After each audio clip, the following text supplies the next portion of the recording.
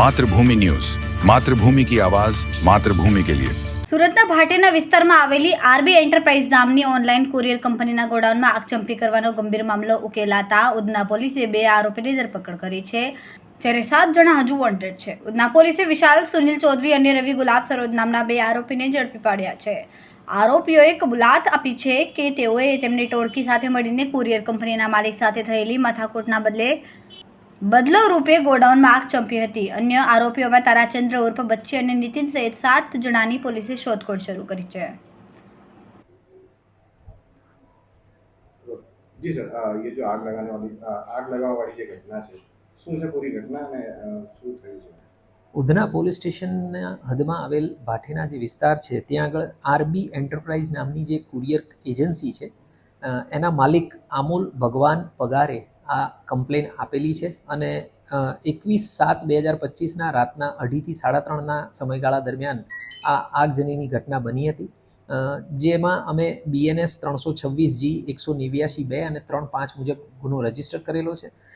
જે RB enterprise courier agency છે એના માલિકે CCTV કેમેરા ચેક કર્યા ત્યારે એના ધ્યાનમાં આવ્યું કે કેટલાક લોકોએ આગ હાથે કરીને લગાડેલી છે. એમાં ચેક કર્યા બાદ ધ્યાનમાં આવ્યું કે એમાં 2 જે આરોપી છે, વિશાલ ચૌધરી, રવિ સરોજ, કે જેને હાલ અત્યારે અરેસ્ટ કરવામાં આવ્યા છે, એની સાથે અન્ય 4 થી 5 જેટલા ઈસમોએ આ આગ લગાડવાની જે ઘટના છે એને અંજામ આપેલો હતો.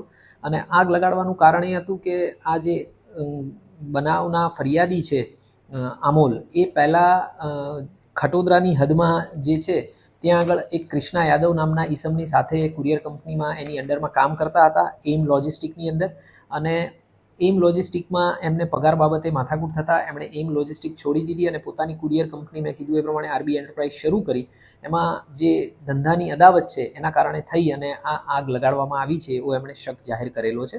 આ બાબતે અત્યારે CCTV ફૂટેજ અને અન્ય સોર્સિસથી અમે ઇન્વેસ્ટિગેશન કરી રહ્યા છીએ અને બાકીના જે પણ આરોપીઓ છે એમને જલ્દીથી જલ્દી અરેસ્ટ કરવામાં આવશે. સર, આ જે આગ લાગી છે, જે આગ લગાવવાવાળા હતા એ જાતે જ સળગી ગયા છે. CCTV ફૂટેજ ચેક કર્યા છે અત્યારે અને એમાં અમારા ધ્યાનમાં આવેલું છે કે જે આગ લગાડવા માટે જે લોકો ગયા હતા એમાંથી એક ઈસમને પીઠના ભાગે આગની જે જ્વાળાઓ છે એ લાગેલી છે અને એ ભાગતા દેખાઈ રહ્યા છે. અગાઉ પણ કંઈક માથાકૂટ થઈ તે જાણવા મળ્યું છે. આ મેં કીધું એ પ્રમાણે કે પહેલાં જે આ અમોલ છે એ આ કૃષ્ણા યાદવના એમ લોજિસ્ટિકની અંદર તે કામ કરતા હતા અને ત્યાંથી છૂટા પડ્યા ત્યારથી એ લોકોની વચ્ચે આ કુરિયર કંપનીમાં ધંધાની અદાવતના કારણે થઈને માથાકૂટો ચાલુ હતી. ખૂબ જ ટૂંકા સમયમાં માતૃભૂમિ ન્યૂઝ OTT પ્લેટફોર્મ અને મેગા સિટીમાં કેબલ નેટવર્ક સાથે જોડાઈ જશે. તો જોતા રહો માતૃભૂમિ ન્યૂઝ.